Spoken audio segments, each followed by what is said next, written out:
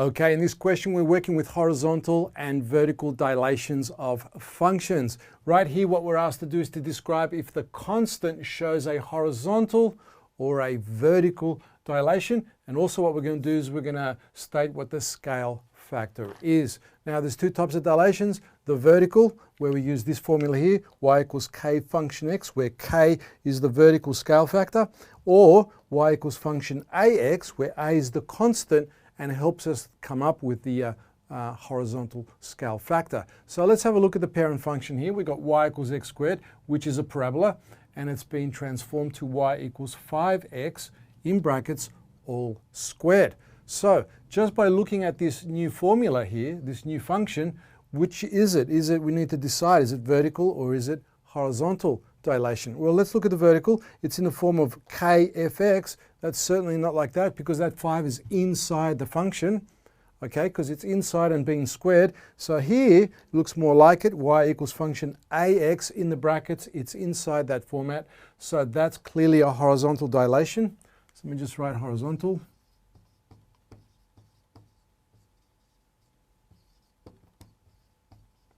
Now we don't know yet if it's a horizontal stretch or horizontal compression, where it contracts. So what we need to do is have a look at this and compare it to that, and we can see what's next to the x, the a, that constant coefficient right there is 5. So let's write that out. So in this case, a equals 5. All right, so since we've worked out what a is, we can use that a in order to determine what the horizontal scale factor is, and we're going to use this formula here. The horizontal scale factor equals 1 over a. So that's our a. So the horizontal scale factor equals 1 over a, which equals 1 over 5. So it's 1/5.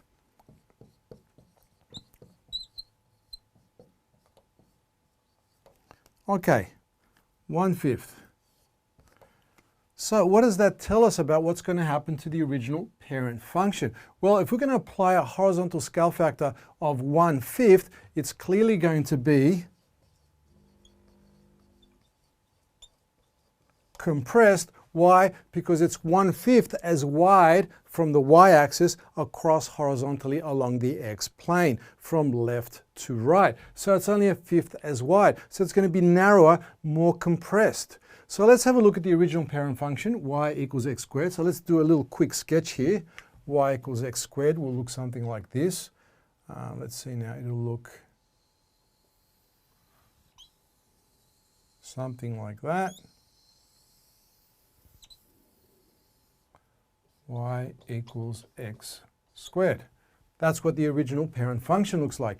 If we apply a scale factor of 1/5, all we have to do is horizontally go in to 1/5 as wide as the original function. And the way to do that is to look at a width, pick a particular horizontal plane. Let's say I pick that horizontal line there, and I want to go, say, from this distance here to the y-axis. So what I want is 1/5 of that distance. So if a half is there, 1/5 will be approximately there.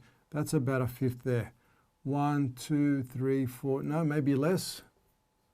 Maybe less. So 1/5 is probably about there. So if that's 1/5 of the way out, 1, 2, 3, 4, 5, that works out good, 1/5.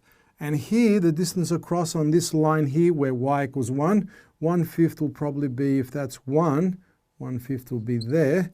Same on the other side, same on the other side. It's going to be very compressed. It would look roughly something like this.